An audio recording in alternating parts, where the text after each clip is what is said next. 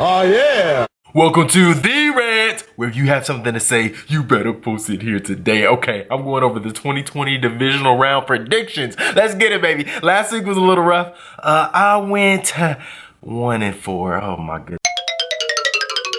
It was bad. Well, I was going off of the head coach that I trusted the most. So good news, there's some new coaches I trust now moving forward. Bad news, my predictions took a shot. So this week I'm moving it towards quarterbacks. Which quarterback can I trust in each matchup? So I'm going to provide who's going to win by how much roughly. Then I'm going to tell you 3 reasons why I don't trust the losing quarterback, 3 reasons why I do trust the winning quarterback. Okay, let's start it off with Texans and Chiefs. First, Deshaun Watson. I don't trust his road playoff record because it doesn't exist, okay? It doesn't mean that he can't do it. It doesn't mean he can't. It means that I haven't seen anything from him to be able to do that. So that concerns me. Point number 2 for Deshaun. I don't like that he always is coming back when there's a great win. He's always coming from behind. Yes, it's admirable and there's parts of it that's exciting. Last week against the Bills, I was pumped. But some of it's weak. You got to be able to start off right, especially against certain opponents. You can't let the other team just get off to a great start and get into momentum. He has to rise up. I believe the Houston Texans do not have a touchdown on the opening drive when Deshaun is quarterbacking this year. That's not going to cut it. Point number 3, he relies on Hopkins way too much in my opinion. If you look at all the remaining playoff teams and look at the targets for their primary receiver and then secondary receiver, Hopkins is at 151 targets, I believe, and I think Will Fuller's around 79. That's huge. It's the biggest gap of any other teams in the playoffs, and that's not good because that's a security blanket that he's relying on too much in my opinion. Now, great, he is elite, he is awesome, arguably the best at his position, but it tells me if you hone in on him, it's possible to limit his success. So I'm struggling with Deshaun on this one. Now, Patrick Mahomes, I trust. Hey, he's healthier. Not only was he able to heal the kneecap up that all you all know about, but the high ankle sprain, the busted up hand, this is probably the healthiest I've seen him in. Point number 2, his weapons are healthy. I believe someone said that the whole starting offense for the Chiefs have only played 23 quarters together this year. It's like 6 games. So this is crazy. They're all together. The band is back. I expect to see fireworks. And then if you look at point number 3, one thing I trust about Mahomes is he's a curse breaker. I mean, we didn't win a home playoff game for over a decade before last year when Mahomes won a game in Arrowhead Stadium against the Colts. This is the first time they have been back to the AFC back-to-back as far as the Kansas City Chiefs. I can see that happening again because of Mahomes. So it hasn't happened, but don't fret. Mahomes will get you there. I think the Chiefs will win this game by a minimum of 7. All right, let's go Titans and Ravens. Ryan Tannehill, can he be one-dimensional? I don't trust that the offense can. If Henry is stuffed, because Baltimore's run defense is so good. I think it's way better than their pass, in my opinion. Just eye test, scheme, their success of getting behind the line of scrimmage. I think that's their strength. So Henry's going to be in for a long day if he's not careful. So can Ryan Tannehill carry the team on his shoulders? I don't see that. Can Ryan Tannehill lead touchdown drives and match Lamar? I don't see that. That's my second point. And my third point, I don't see Ryan Tannehill being able to be productive pre-snap. Now, is he going to be wise enough to not snap the ball with 10 seconds on the clock or 11 seconds on the clock?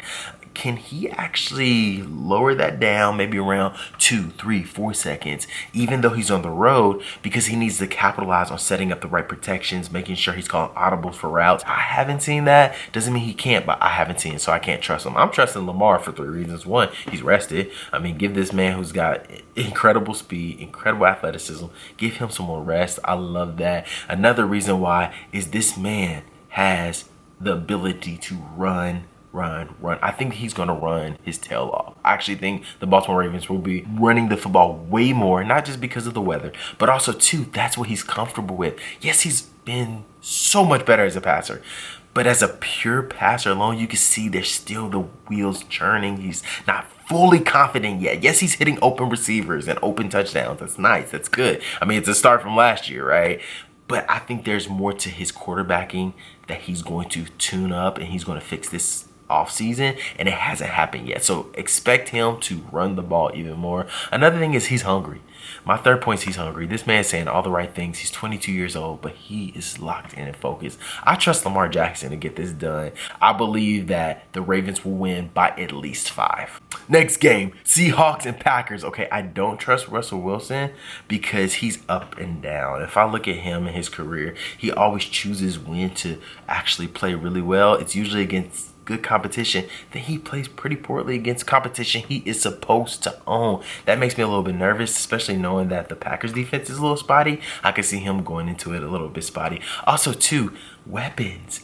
His weapons aren't proven in the playoffs. Doesn't mean that they can't do it. I just need to see it, especially against a team in maybe bad weather. Maybe they're not able to gel as much. Maybe this defense is a little bit tighter than the defense that they faced last week. So again, the weapons, DK Metcalf, awesome, but he is a rookie.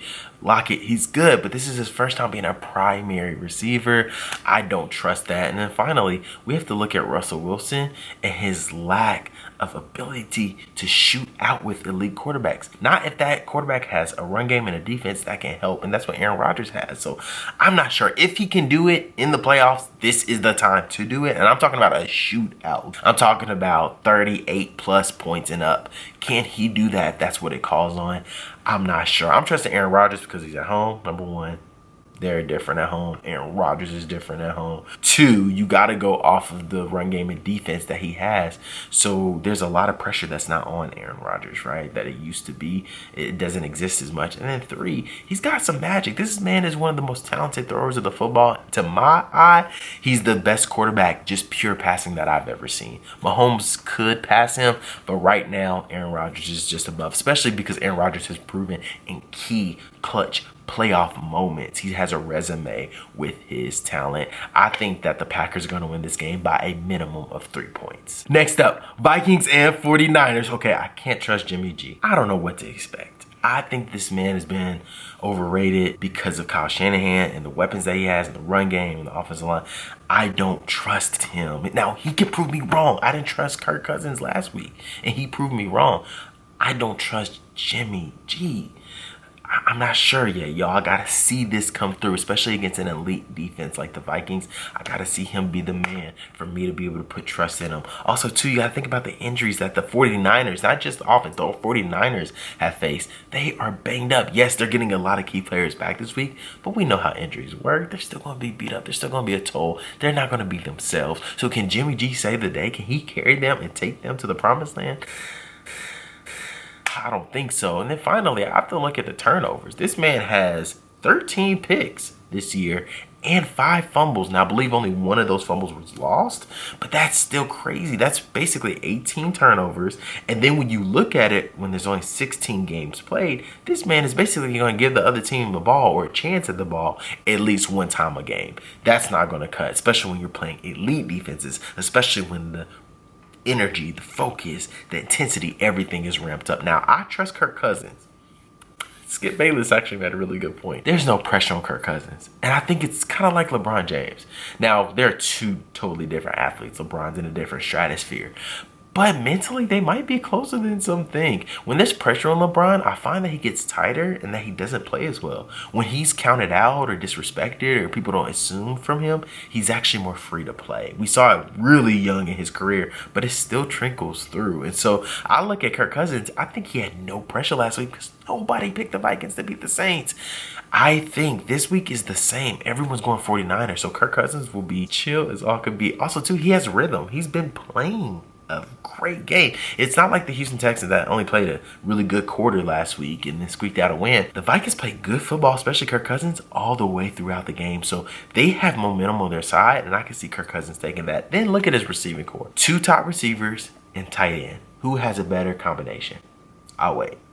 Now, you could argue Travis Kelce, Tyreek Hill, Sammy Watkins, but Sammy Watkins is hurt a lot. He doesn't play T. Hill's been banged up a lot this year too. So this year, he probably has the best 2 wideouts and tight end combination. That will bode well, especially against this amazing defense that they're going to have to spread out. So those are my predictions because I think the Vikings will win by at least 3 points. I believe they're going to pull off the upset.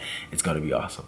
So those are my predictions. Take them for how you will. Comment. Let me know if I'm wrong. Let me know if I'm crazy. If so, why? But I'm going to tell you if you're wrong. Don't worry. I will correct you. Bye-bye.